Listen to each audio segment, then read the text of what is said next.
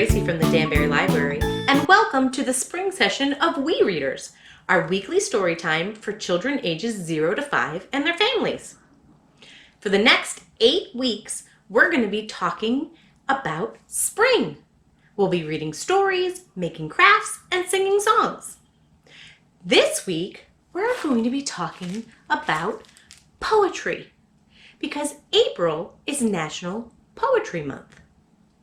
But what is a poem? Well, poets use words to describe places or thoughts or feelings, and poems can be long or short, and some can rhyme, and some are in verse. Poems help us understand the world around us, and so I thought we'd start off today with this book called Little Poems for Tiny Ears, and it's written by Lynn Oliver and illustrated by Tommy DePaula. Are you ready to read some poems with me? I see a baby. I see a baby in the mirror. Lean in closer, see her clearer. If I laugh or if I coo or blow spit bubbles, she does too. She is such a copycat and looks like me. Imagine that! Walking. Hey, look at me. I'm walking tall. On 2 legs, no need to crawl. If I fall down, I don't mind, because I land on my behind. My nose. Upward from your feet and toes, you'll find a thing they call your nose. Can you find your nose? It's in the middle of your face. This is, I think, the perfect place. For if it were inside your ear, you'd find it very hard to hear. And if it grew out from your knee, how strange and silly would that be? And to go with our nose, this poem is called Sneeze. Can you sneeze with me? Ready? Achoo! A sneeze is a breeze in your nose. My first word. My first word, what will it be? Mama, daddy, more, or me? I might say baby, ball, or puppy, or hold my hands out and say uppy. When I talk, I might say bird, or maybe words you've never heard, like bingo, gaga, whoopsie goo, or mummy, wawa, dooby doo. Now I only point and coo, but I can't wait to talk to you. The last poem I'd like to share with you is called Snooze. When I snooze, I don't wear shoes, or visit zoos, or kangaroos. I close my eyes and see blue skies, and dream sweet dreams until I rise. Well, I hope you enjoyed some of the poems from this collection. Poems can help us learn new words so that we can increase our vocabulary, and it can help us learn how to rhyme words and to use words to describe our thoughts and feelings. You can find this book and more poems at the Danbury Library using your library card. Well, some poems can actually be turned into songs. I have 2 songs for us to sing that I think you probably know, but we're going to use some actions to help describe our poem. Our first poem is about an itsy bitsy spider. Can you get your itsy bitsy spider out? Here we go. Ready? The itsy bitsy spider crawled up the water spout. Here goes. Down came the rain and washed the spider out. Out came the sun and dried up all the rain, and the itsy bitsy spider went up the spout again. Can we try that again? Are you ready? The itsy bitsy spider went up the water spout. Down came the rain and washed the spider out. Out came the sun and dried up all the rain, And the itsy bitsy spider went up the spout again. Great job, everybody! Well, our next poem song is also going to be an action song. And we're going to be rowing our boat. Are you ready? It goes like this. Row, row, row your boat gently down the stream. Merrily, merrily, merrily, merrily, life is but a dream. Row, row, row your boat gently down the stream. But if you see a crocodile, don't forget to scream! Ah! You want to try that one again? It's a little bit different from our regular version. Here we go, let's row. Row, row, row your boat gently down the stream. Merrily, merrily, merrily, merrily, life is but a dream. Let's get our crocodiles ready. Are you ready? Row, row, row your boat gently down the stream. But if you see a crocodile, don't forget to scream. Ah! Great work, everybody. Well, I have one more book for us to share today, and it's called Poetry, written by Shauna Lavoie Reynolds and illustrated by Shahrazad Meidani. And it's about a little girl who is a poet. Watch out for the rhymes she uses and think about all the words she uses to describe spring. Are you ready to listen? Let's go.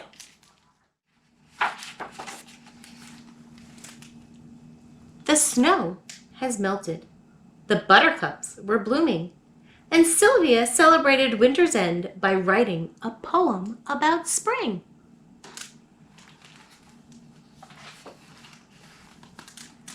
She walked with Shell to the park at the top of the hill and read it to a squirrel. Here's Shell, her puppy.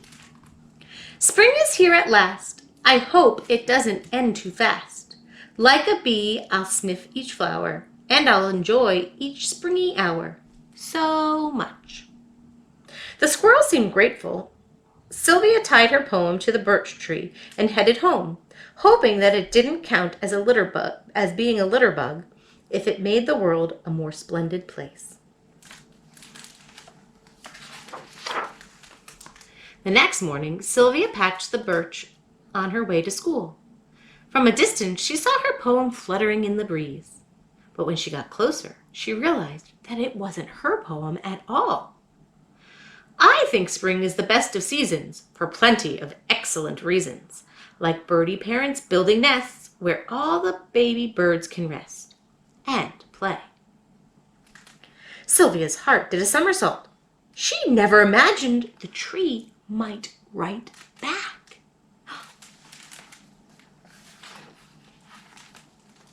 In class, Sylvia daydreamed about her new leafy friend. "Sylvia, please pay attention," said Mrs. Oliver. "Yes, Sylvia," whispered Walt, the boy sitting behind her. Her classmates giggled, and Sylvia sank into her seat.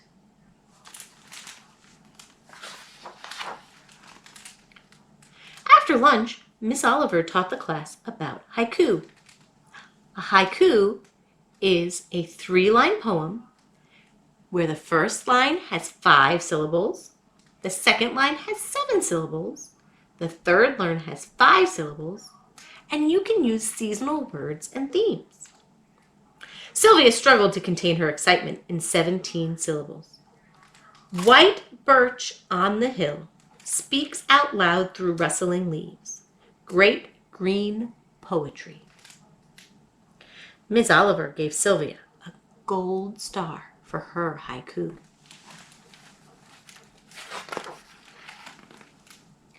When the bell rang, Sylvia ran straight to the poetry. She folded her haiku into a paper boat and pushed it halfway through a knothole. "So what's your name?" Sylvia asked the tree. But the tree stood in silence. "Are you shy like me?" The tree nodded in the breeze, and Sylvia understood.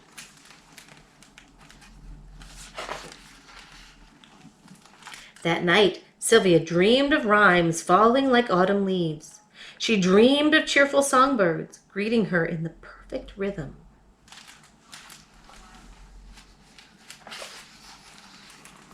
On Saturday morning, Sylvia rushed to the park with a heart full of hope. The knot hole was empty, and she saw no notes on the branches, but the whisper of the wind in the leaves above her was like a poem. Sylvia looked up and saw fragments of sky peeking through the treetop. She spoke the words as they blossomed into her mind. Sky so blue, grass so green, tree so tall in between, favorite friend in morning light, and under moon glow late at night. Sylvia selected a twig from the ground and gripped it like a pencil. By Sylvia, she wrote in the air, but that didn't seem right. Love, Sylvia. She waved her stick with a flourish, accidentally hitting a branch. A tightly folded ninja star fell to her feet. Sylvia couldn't unfold it fast enough. I wonder what it says. I've wondered a while, can a tree and a child be friends? Your words give me hope. Sylvia felt a spark in her heart. Good thing she brought sidewalk chalk. She scrawled in a big blocky letters so the birch could see. I never thought that I would see such lovely poems from a tree. I wish that I could climb and live among the words you love to give. But if I lived up in a tree, I sure would miss my family, especially Shell. Sylvia thought it was the greatest thing she had written in all of her years. She wrapped her arms around the poetry. It was stronger, wiser, and kinder than the children at school. She knew she would always have a friend in the park. She didn't open her eyes until Shell barked. Walt was there, staring at the ninja star haiku sticking out of Sylvia's pocket. That's not for you. That's for my tree, he said. Sylvia blinked. It was from the tree, just for me. Walt shook his head. Sylvia didn't understand. Had the tree she loved so much not given her anything? Sylvia didn't want to cry. Not at the park. Walt didn't want her to cry either. I'm sorry I was mean to you at school, he said. And Sylvia smiled.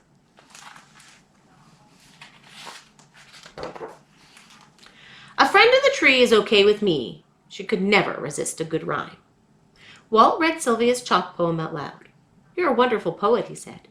You deserved that gold star. But who is Shell? Sylvia pointed. My best friend's name is Shell. I think he likes you the way you smell. I can tell, added Walt, and the two poets giggled. Can I borrow your chalk? Walt composed a new poem next to Sylvia's. If you want to share a poem with me, give it to the tall birch tree. Or if you need a friend for writing, playing with, or sit besiding, I'll be here for you joyfully, right beneath the poetry. The new friends sat a while side by side, backs against the birch. Sunlight and shadows danced through the leaves above them as they silently searched for the most marvelous words to describe it all. The end. Today, we're going to be making our very own poetry, using our handprint, some leaves, and a poem. Are you ready to get started? Let's go. For today's project, you will need blue and brown construction paper, green tissue paper, a glue stick, scissors, and a marker or crayons. The first thing we need to do to make our poetry is to draw our hand, cut out a shape of our hand and wrist. This is going to be our trunk. So you can place your hand and spread it wide and your wrist on the paper, and then we're going to outline it and cut it out. Once you have your handprint cut out, we're going to glue it on to our blue paper just like this. And this is going to be our tree trunk.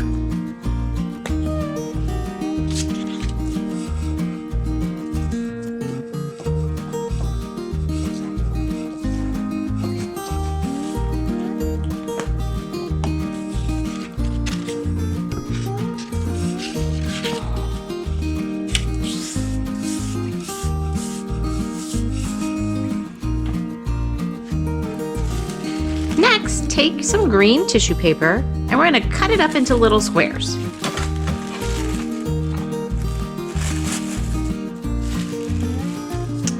These squares are going to be our leaves. So take some glue and put some glue spots on your tree trunk. And then you can squish up the leaves and put them on just like the trees would be budding. And put them all over.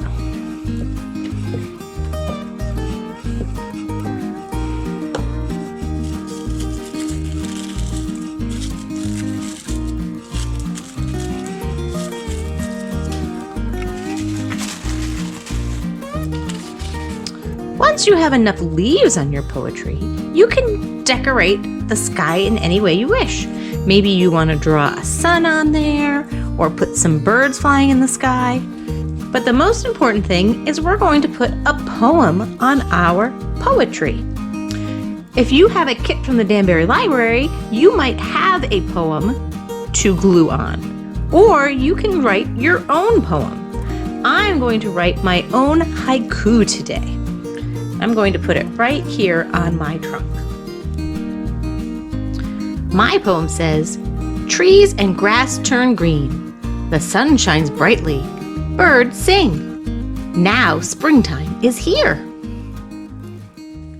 I hope you enjoyed today's session of We Readers and in making your own poetry. Next week, join us when we talk about rainbows. But until then, keep reading and I'll see you soon. Bye!